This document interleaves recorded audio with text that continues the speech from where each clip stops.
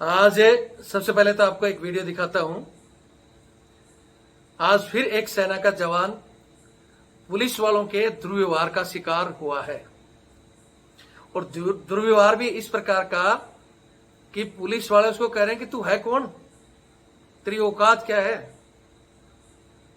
जब बंदे ने बताया कि भाई मैं आर्मी में सर्विस करता हूं तो बोला बता तेरी कौन सी यूनिट है, अभी तेरी नौकरी खराब कर दूंगा। और फिर जो गाड़ियां हैं उनका स्तर इतना गिरा हुआ है। तो मैं सबसे पहले आपको वो वीडियो दिखा देता हूं। इतना जरूर बता देता हूं कि छत्तीसगढ़ का जो मामला है दुर्ग इलाके का, जहां मचानदुर कोई गांव है, उस गांव की एक घटना है।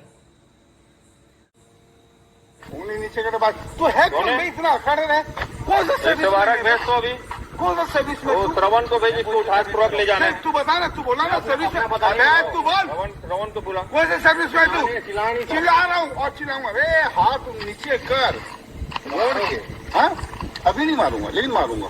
लेकिन मैं आपसे गलत बात नहीं कर रहा। नहीं अभी नहीं मारूंगा, बताएंगे हम लोग क्या चीज। चल तेरे क्या चीज अरे क्या चीज देखो भी आना घर में लगा रहा हूँ क्या है। चल अभी बता दो। चल बहुत उंगली बहुत उंगली दिखा रहे, उंगली का आपको तेरे उंगली ना बहुत से ही दिखाते हैं। कौन सा सर्विस में है तू बता। वाला भी दे रहा है कि तेरी नौकरी खराब हो जाएगी, ये कर दूंगा, बुलाओ 112 को, इसको पकड़ कर ले चलो। लेकिन दूसरे वाले ने तो हद ही कर दी। मैं आपको ये भाषा सुना नहीं सकता, लेकिन कोई दूसरा चैनल आपको सुनाएगा भी नहीं। इसलिए मैं इस वीडियो को ऐसे कैसे डाल रहा हूं, पहले तो आप सुनो और फिर हम आगे बात करेंगे। और मैं कहना चाहता हूं हमारे टॉप लीडर के अधिकारियों को, श्रीमान फिर आप कहोगे कि रविंद्र फौजी पता नहीं किस भाषा में बोलता है, खुद की भाषा ठीक नहीं है। लेकिन जब हम ऐसे वीडियो देखते हैं, आए दिन हमारी सेना के जवान मार खा रहे हैं, जवान जैसे अधिकारी तक, फिर हमारे जनरल और आर्मी कमांडर कर क्या रहे हैं। क्यों आते हो? तब बोलना चाहिए ना कि हमारे घर में चोरी हुआ है, हम क्यों जाए पुलिस वाले के पास? क्यों आते हो? हम लोग हिंदू हैं। क्यों आते हो? हिंदू है। लौड़े के बाद अभी कहाँ मना रहे हो तुम लोग? जब हम मना कर रहे हैं तुम अभी बोले ना हमारे घर में कर रहे, तुम दोनों का तुम्हारे घर में मैया छूटती है तो हमारे पास क्यों आते हो?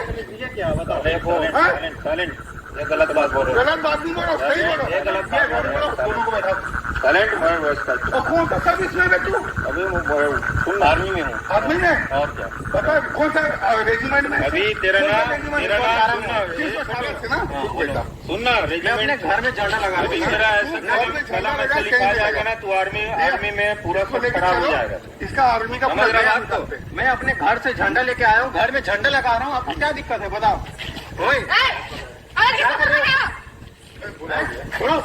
गाला नहीं पकड़ना, समझ गए? गाला वाला पकड़े वो, अरे गाली वाली सब दे। सबसे पहले आपने ये वीडियो देख लिया होगा, किस तरह पुलिस वालों की जो भाषा है, इस जवान की माताजी भी वहां आती है, वो वहीं खड़ी सुन रही है, और उसके बाद वो किस तरह मां की गाली दे रहा है, किस तरह फौजियों को इनको गांडू बोल रहा है। लेकिन फिर भी ये बातें उनके एसपी साहब तक भी पहुंची, तो एसपी साहब ने इतना जरूर कहा है कि जी हाँ, मैंने इन पर कार्रवाई की सिफारिश डिपार्टमेंट में भेजी है। जबकि एसपी साहब के अधिकार क्षेत्र के अंदर है इनको तुरंत सस्पेंड करना और फिर इन पर जांच बैठाई जाए। और वो एक जो ये भांड है ना, ये जो इस तरह की गाली दे रहा है, ये आरामजादा वर्दी पहनने के लायक नहीं है। ये जिस भाषा में ये गालियां दे रहा है, ऐसे आदमी को आप वर्दी दोगे जो फौजी बताने के बाद उसको मां बहन की गालियां दे रहा है, उसका कलर पकड़कर खींच रहा है, तो फिर ये आम पब्लिक के साथ ये ड्यूटी करने लायक है? इसको तो बिल्कुल बर्खास्त करना चाहिए। और यहां मैं हमारे सैन्य अधिकारियों से कहना चाहूंगा, कब तक मौन रहोगे? आज छुट्टी आने वाला हर बंदे के दिल में डर रहता है कि अब मैं जाऊं और पता नहीं कब मार खा के आ जाऊं वापिस। गुंडे बदमाश तो बहुत दूर की बात है, हमारी ही पुलिस हमारे को मार रही है, हमारी क्या इज्जत है? एक सैनिक बॉर्डर पर तब लड़ता है जब उसका सम्मान बचा हो। वो इस तरह डर डर कर जिएगा तो क्या लड़ाई लड़ेगा दुश्मनों से? एक जमाना था जब हमारे जनरल साहब कहते थे कि हम अपने परिवारों की सुरक्षा नहीं कर सकते, तो हम देश की सुरक्षा क्या करेंगे? आज के जर्नलों को क्या हो गया? आज आगे हम इन बातों पर डिस्कस करेंगे। मैं एक चीज यहाँ कहना चाहूंगा कि पता नहीं जर्नल कब जगेंगे, पुलिस कब सुधरेगी, या तो सेना, मैं फिर कह रहा हूं कि जब इनको इसी भाषा में जवाब देना शुरू कर देगी ना जैसे पहले देती थी, इतनी बात में तो इनका पिछवाड़ा लाल होना चाहिए। कूटेंगे तब सुधरेंगे ये लोग। अगर इनको सेना नहीं कूट सकती तो फिर आम पब्लिक तो क्या करेगी? वो तो बेचारी सुनकर चुप हो जाएगी। या फिर हमारे एक्स सर्विसमैन, उनको कहना चाहता हूं कि हर एक डिस्ट्रिक्ट में, हर एक तहसील में आपकी घातक टीमें होनी चाहिए। जो ऐसा अगर कुछ हो रहा है तो उसका वहीं की वहीं इलाज करो, फिर कोर्ट कचहरी जो देखा जाएगा। हम कहते हैं कि हम टीम बनाएंगे, हाँ सर हमारे को जोड़ लो, हम आपके साथ हैं, लिख देते हैं, लेकिन जब इन घटनाओं पर ना तो कोई खुलकर बोल सकता है, ना ग्राउंड में आने की तैयारी करता है, और सबसे बड़ी कि हम कोई प्लेटफॉर्म तैयार करें तो उसके लिए तन मन धन की बात करते हैं तो वीडियो को छोड़ देते हैं, क्योंकि सम्मान और इज्जत से किसी को मतलब नहीं है। तो जिनको मतलब नहीं है छोड़ो, हम बढ़ा रहे हैं धीरे धीरे टीम, कोशिश कर रहे हैं। अगर कोई इस टीम का हिस्सा बनना चाहते हैं तो मेरा नंबर है 8290354513 8290354513। ये मेरा कॉलिंग और व्हाट्सएप नंबर है। मैं फिर कह रहा हूं कि आप बताओ कि सर मैं इस डिस्ट्रिक्ट से हूं, मैं इस स्टेट से हूं, या मैं इस तहसील से हूं, मैं इतना इलाका संभाल सकता हूं और मैं आपकी लड़ाई में ग्राउंड में आ सकता हूं। जो ग्राउंड में आ सकते हैं कमान संभालें, जो ग्राउंड में नहीं आ सकते लेकिन सर हम अभी ड्यूटी पर हैं या हम कोई दूसरी ड्यूटी कर रहे हैं, लेकिन हम भी इस टीम का सदस्य बनेंगे और हम ग्राउंड में नहीं तो तन मन धन से मदद करेंगे, क्योंकि बगैर तन मन धन से कोई काम नहीं चलता। हम सब भी कोई टाटा बिरला नहीं है कि हर जगह सर वहां पहुंच जाओ, यहां पहुंच जाओ। पहुंचेंगे किससे? बिना बजट कोई काम होता है? लेकिन तन मन धन की बात सुनते ही वीडियो को छोड़ देते हैं। तो वीडियो को ना छोड़ें। आप कुछ नहीं कर सकते तो वीडियो को शेयर करें, और नहीं तो कम से कम महीने 2 महीने में हमारा सहयोग करें ताकि हम मजबूत टीम खड़ी करें। अगर सहयोग करना है तो यही नंबर मेरा 8290354513 8290354513। ये मेरा फोन पे और पेटीएम से जुड़ा हुआ है, ये मेरा बारकोड। मैं फिर कह रहा हूं कि हम हर डिस्ट्रिक्ट में इस तरह की टीमें खड़ी कर सकते हैं और ईंट का जवाब पत्थर से दे सकते हैं। लेकिन वह वही बजट की बात आती है तो हर आदमी, मैंने कई दिन पहले भी एक बार कहानी सुनाई थी, आज भी सुना देता हूं। इस वीडियो का आगे हम विवरण भी देंगे, नहीं तो बहुत से चटकू कहेंगे कि फौजी की गलती होगी, ये चीजें तो बताई नहीं। तो सारी चीजें हम बताएंगे कि फौजी की कोई गलती नहीं थी। ये फौजी को थाने लेकर गए हैं, वहां जो मेरे को अभी पूरी डिटेल नहीं मिली है, लेकिन वहां के एक बंदे ने बताया कि सर मैं नंबर देता हूं आपको, और इसके साथ इसको रात भर वहां रखा भी है। इसी के साथ बदतमीजी, फिर इसको बंद भी कर दिया। क्यों? क्योंकि अगर आपके संगठन नहीं है तो कोई भी बंद कर देगा, आपको कोई छुड़ाने वाला ही नहीं पीछे। और आप ये सोचते हो मेरे को जरूरत ही क्या संगठन की, लेकिन जरूरत यहीं पड़ती है। ठीक है, इसलिए मैं फिर कह रहा हूं कि ये जय हिंद लिखने से हम आपके साथ हैं। या बहुत से लोग सोचते हैं कि भाई हमने तो जय हिंद लिख दिया, या हम कह देंगे सर हम तो सहयोग कर रहे हैं, लेकिन सहयोग आता है सब हमें पता चलता है। तो एक बार मैंने कहानी सुनाई थी कि एक बाबा जी ने कहा कि भाई एक गांव में एक बाबा जी आए कि मैं इस गांव का भला करूंगा। बोला भला करने के लिए क्या करना है कि सुबह एक कढ़ाई रख दी कि मैं इसमें खीर बनाऊंगा, तो सब गांव वाले मिलकर एक एक लोटा दूध डाल दो। एक एक लोटा डालोगे तो एक कढ़ाई भर जाएगी और हम खीर बनाएंगे, और फिर खीर के बाद में हम कुछ मंत्रोच्चारण करेंगे या कुछ भी करेंगे, सबको खीर खिलाएंगे और इस गांव के भलाई के लिए यज्ञ करेंगे। अब वहां रात को कढ़ाई रख दी और बाबा जी देखना चाहते हैं कि कितने लोग इस यज्ञ में आहुति देंगे।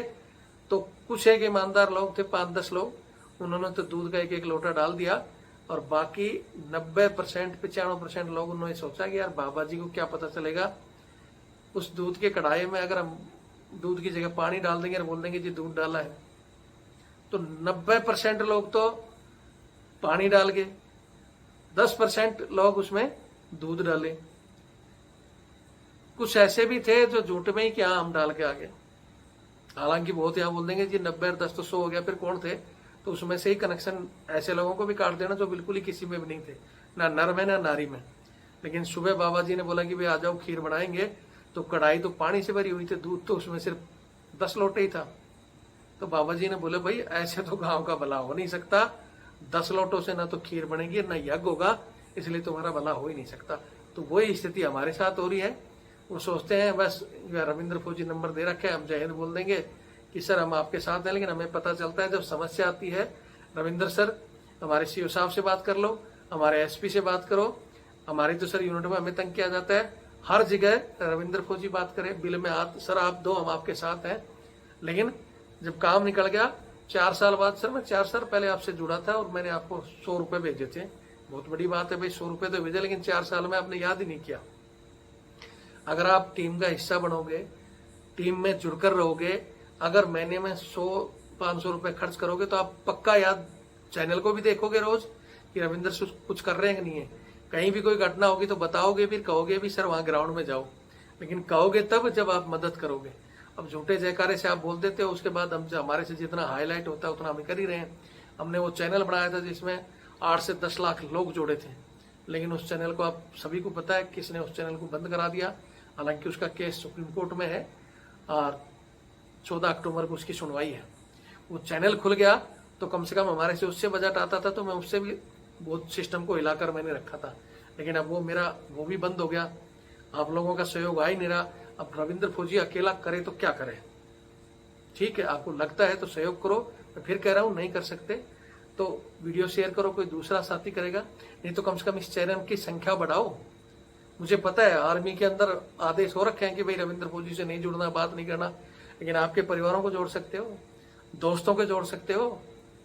दूसरे मोबाइल से फौज में बोलते हैं ना दारू बंद है तो दारू से पैदा कर लेता पीने वाला, या अगर फौज में इधर जाना मना है तो उधर चला ही जाएगा। एक मोबाइल बड़ा बंद है तो दूसरा रख ही लेता है। तो आप दूसरे मोबाइल से कैसे भी अगर चाहो कि हाँ हमने लड़ाई का हिस्सा बनना है तो बन सकते हो। जैसे वो रामायण में पुल बन रहा था ना, तो गिलहरी भी एक छोटा सा पत्थर ला रही थी तो उसका भी नाम होता है। और बैठे बैठे रहोगे तो कुछ नहीं होता। फिर भाई कभी किसी दिन किसी मोड़ पे आपका भी नंबर आएगा। और फिर बोलते हो ना इसे ठाड़ से, यार मैं तो फौजी हूँ, लेकिन जिस दिन कोई थप्पड़ मार गया फिर वो जिंदगी भर आपको पछतावा रहेगा कि हाँ किसी टीम का हिस्सा होते तो हम इनका इलाज करते। हाथ से हो सकते हैं, लेकिन हादसों का इलाज तभी हो सकता है जब संगठित हो। अगर यह कहीं इनका सही से संगठन होता, आसपास के लोग होते, अरे हमारे से नहीं जुड़ना तो आसपास के लोगों से जुड़कर रहो, अपनी कमेटियों से जुड़कर रहो, वो तो आएंगे मदद करने के लिए। लेकिन नहीं, किसी से नहीं जुड़ना। पहले ड्यूटी करते रहना, उससे कोई मतलब नहीं। रिटायर्ड होकर दूसरी ड्यूटी करना कोई मतलब नहीं। भाई मैं तो अच्छा उसमें हूँ। जब आप देश के एक सर्विंग कर्नल पिट गए तो आप अकेले कुछ नहीं कर सकते, याद रखना। रिटायर्ड ब्रिगेडियर साहब पिट चुके हैं, अकेला कोई चना बाहर नहीं फोड़ सकता। और संगठित हो तो किसी का भी मुकाबला कर सकता है। अपने आसपास में देखो, जो वकीलों को कोई छेड़ता है तो कैसे वो बनाते हैं। लेकिन वही बात है, उसके लिए संगठित और सब कुछ करना पड़ता है। बाकी तो खैर आपको कहना आपकी मर्जी है, मानो ने मानो। आगे मैं वीडियो को बता देता हूँ, क्योंकि कई चटकू सवाल करेंगे कि सर बात तो बताया नहीं कहानी। जैसा कि मैंने बताया, छत्तीसगढ़ का जो इलाका है वहां इनका जो गांव है, उस गांव में ये 2 या 3 घर हिंदुओं के हैं और 40-50 घर इनके मुस्लिमों के हैं। अच्छा, इस वीडियो के बाद में 2-3 दिन किसी ने कार्रवाई भी नहीं की है, 2 दिन पहले का मसला है। लेकिन अब बाहर आया है तो हिंदू मुस्लिम लोग करेंगे।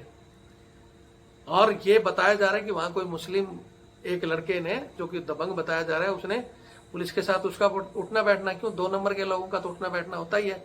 कि जो दारू पी के घूम रहा है ना, ये ऐसे लोगों को फिर शाम को ठेके वाले वही नजर आते हैं कि कहीं ठेकों से बोतल मिल जाए, कोई मीट की दुकान से मीट दे दे। पेट तो भरता नहीं इनकी खुद की सर्विस से, तो ऐसे लोगों का कनेक्शन होता है। तो उसने फोन कर दिया कि जी ईद है और ईद के दिन कल इसका झंडा उतराओ। इसने अपने घर पर झंडा लगा रखा था, तो उस झंडे को उतारने के लिए गए थे। बाकी फौजी का कोई दिक्कत नहीं था। अब झंडे की बात आई, वो वीडियो बनाने लगे तो झंडे से हटकर आगे की गाड़ी क्यों खड़ी कर रखी है। वीडियो में फौजी बोल रहा है कि भाई मेरे घर पर गाड़ी खड़ी है, इसमें दिक्कत क्या है, फिर झंडा क्यों लगाया। इस तरह की गाली गलौज या हमारी तरफ से इस एंगल को हम किसी भी, क्योंकि हमारे से फौज में हिंदू मुस्लिम सिख ईसाई सब साथ साथ रहते हैं, हम उस एंगल से इसकी बात नहीं करेंगे। दूसरा मैं इतना जरूर कहना चाहूंगा, हिंदुस्तान का अगर कोई सच्चा मुसलमान है वो कभी भी इस तरह का व्यवहार नहीं करता है। हमने, मेरी JNK में भी 7 साल की सर्विस रही है, बहुत जगह हम रहे हैं। अगर इस तरह सही हिंदुस्तानी या वास्तव में इस्लाम मानने वाला होगा, 40 घरों के बीच में एक हिंदू रहेगा तो कभी कोई उससे झगड़ा नहीं करता है। और ईद के त्योहार में तो एक दूसरे को मिठाइयां बांटते हैं, खिलाते पिलाते हैं। अरे झंडा लगा रखा है, वो उस भगवान को मानते, तुम अपने भगवान को मानो। लेकिन ये जिनकी मानसिकता खराब होती है ना, वो लोग इस तरह का काम करते हैं। चाहे वो किसी भी धर्म के हो। अगर दूसरा कोई धर्म नहीं सिखाता कि आप किसी दूसरे धर्म का अनादर करो, और जो ऐसा करता है वो मतलब धर्म के नाम पर सिर्फ ढोंग करता है। तो मैं निवेदन करूंगा हमारे ऐसे भाइयों से कि इस तरह का ये ना नहीं करें। और मैं फिर कह रहा हूं कि मैं खुद JNK में कई जगह देखा है, मेरे सामने तो ऐसा कभी कोई हुआ नहीं कि ऐसा कोई कर रहा हो, और जो करता है वो फिर मतलब इस्लाम का या किसी भी धर्म का अनुयायी हो नहीं सकता, वो गुंडा बदमाश ही होगा।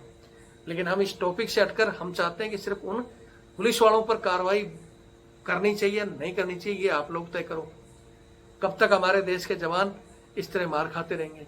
और सरेआम इस तरह गाली गलौज करके, कॉलर पकड़कर, गंदी भाषा बोलकर SP वहां के हैं बताए जा रहे हैं अभिषेक सिंह। तो मैं उनसे भी कहना चाहता हूं, उन्होंने कहा है वीडियो देखने के बाद कि हाँ ठीक है, मैं सिफारिश करूंगा विभाग को कार्रवाई के लिए। क्यों साहब, आपके पास अधिकार नहीं है क्या? अगर आप सिविलियन होता और इस तरह की बदतमीजी होती तो तुरंत जेल में डलवा देते हो, आप SHO उठा के डाल देता है। लेकिन आपके खुद के जवान इस तरह की गलती कर रहे हैं तो आप कह रहे हो कि सिफारिश करूंगा। अभी सस्पेंड तक नहीं हुई है, जबकि SP का ये क्षेत्राधिकार है कि इस तरह अगर आपके नीचे का कोई बंदा काम कर रहा है तो आप उसको तुरंत प्रभाव से सस्पेंड कर सकते हो। ये आपके सहन की पावर है। अगर आप इस तरह काम नहीं कर रहे हो तो फिर आप अपने डिपार्टमेंट को खुद गंदा कर रहे हो, क्योंकि कल वो फिर कहीं ना कहीं आपके डिपार्टमेंट की फिर बेइज्जती कराएंगे। बोलते हैं ना, एक बंदा एक मछली पूरी तालाब को गंदी करती है, इस तरह गंदी मछली को अगर आप पनिशमेंट नहीं देंगे तो ये फिर कल जाकर कोई गलत काम करेगा। हमारे कोई दुश्मन नहीं है कि हम इनको इस भाषा में बोलें, लेकिन जब ये देश के सैनिक बताने के बाद इनकी जो भाषा हो रही है, उसकी माँ के सामने इस तरह की गाली गलौज निकाल रहा है, तो ये पुलिस डिपार्टमेंट में नौकरी करने लायक है? अगर आपको लगता है तो वीडियो को शेयर करें। और मैं फिर हमारे टॉप लीडरों को एक बार हाथ जोड़कर निवेदन करना चाहता हूं, जनरल साहब, ये जो हो रहा है इस सिस्टम पर प्लीज रोक लगाएं। ये सिस्टम हमारे देश के लिए धीरे धीरे बहुत बड़ा नासूर बन जाएगा। या तो किसी दिन वो जो कल एक कर्नल साहब ने कमेंट्स किया था